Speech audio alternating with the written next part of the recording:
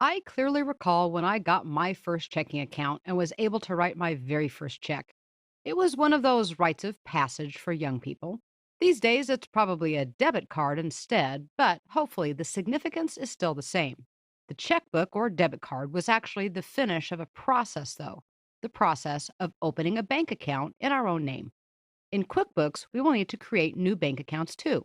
It could be because we are setting up the company file for the first time and need to establish accounts that we already have with banks, or it could be that we just opened a new account. Since we've worked with lists and the chart of accounts already, the process itself is not new, but we'll review the basics as well as provide some little insights that will be helpful.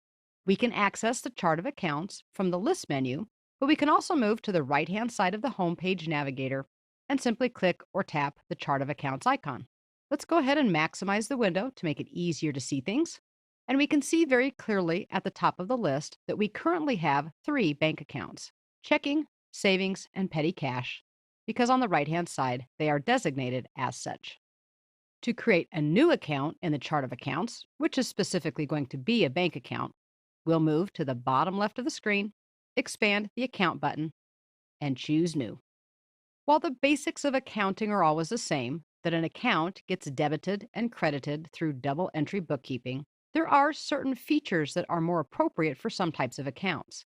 So anytime we set up a new account, QuickBooks wants to know the type of account. We're going to move down and select the bank account. We can see that QuickBooks is trying to give us a little bit of assistance, and it tells us that a bank account could be something like petty cash, checking, savings, or a money market. We'll go ahead and click or tap Continue. If for some reason we had made the wrong choice, we could still change the account type at the top of the Create Account screen. We made the right choice, so the first thing we need to do is to enter an account name. The name that we use really depends on how we do our banking. We might just put the name of the bank, or we might just use something like business checking. If we have a lot of accounts, we might need to be specific, such as long term ABC Bank. Just make sure that whatever name we choose makes sense to whoever needs to use QuickBooks and the account. Our business is going to open this account for the specific purpose of purchasing equipment. So we'll call the account name Equipment ABC Bank. With just the name, we can identify not only what the account should be used for, but also what financial institution it's with. It's also a good idea generally to add a description. Let's enter equipment purchases that will be depreciated. While it's not required, it's very helpful to have both the bank account number and the bank routing number as part of the record. This is also required if we want to do electronic banking. We, of course, are not going to use real account numbers here, so we will make something up, as well as the routing number.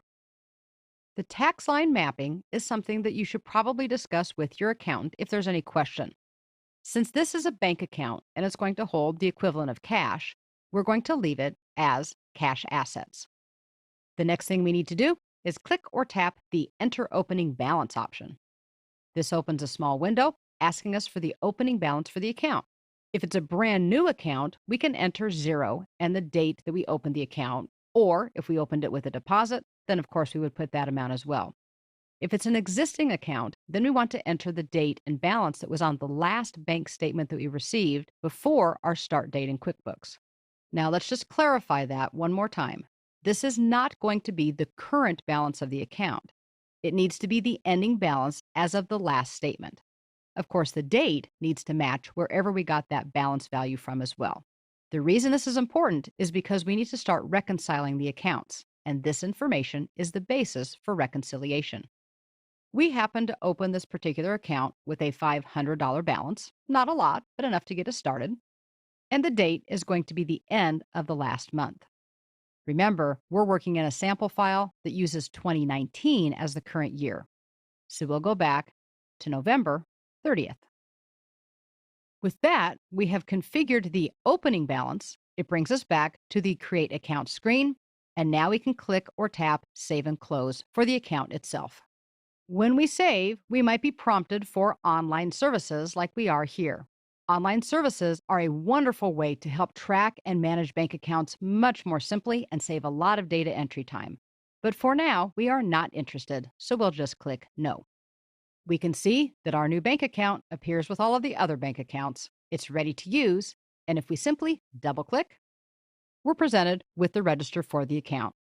This is just like a traditional checkbook register where we will be able to see all of our transactions, running balances, and even enter our own transactions.